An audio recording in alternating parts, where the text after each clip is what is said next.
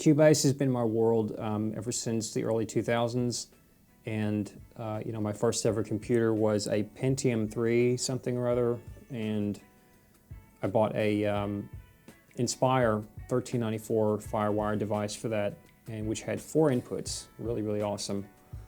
And you know, that became my entire world. I learned Cubase and how best to make it work for me and the type of music that I wanted to do, which is very experimental.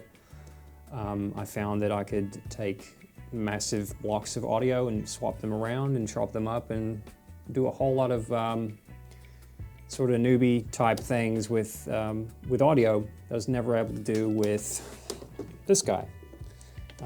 This was what we used before we had our awesome DAWs and sequencers, or what we were able to afford. So the analog tape cassette recorder was king, and that's what we thrived on. That's what we cut our teeth on as musicians.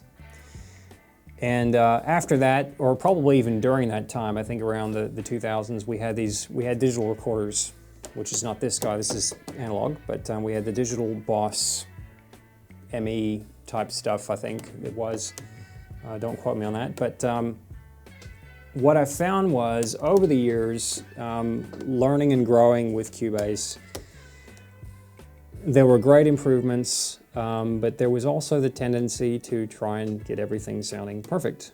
I think the pursuit in doing that sucked out a lot of the magic, I think, of just making a spontaneous music track. You know, back before then, when we had these guys and we used them extensively, and sometimes abused them and broke them and whatever, not intentionally, but the magic that was laid down on some of these cassette tapes was just truly like inspiring. And you know, it's something that you can't sort of replicate. You know, coming home from school, over to your friend's house that might have owned one, you might have owned one and were lending it out to somebody, or you know, somebody was always borrowing it, you know, like, hey, can I use your 4-track, that type of thing.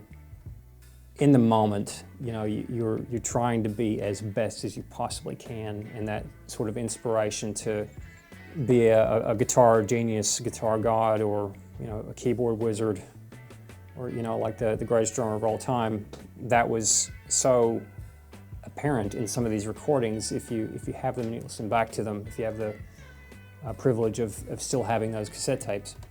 What I want to do this year is I want to start stripping things back, forcing a bit of that magic right back into the recording process. And what that has to do with is you know, not using Cubase as the main tracking device anymore, having it as a backup device in some instances. And this is kind of a experimental thing that I want to try.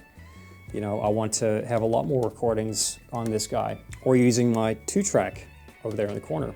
It's all in a bid to push out as much spontaneous creativity as humanly possible. It's about putting things into a more of a spontaneous context with your recording process. You know, we all know there's something special about recording to magnetic tape. And that's what I want to keep pushing with myself.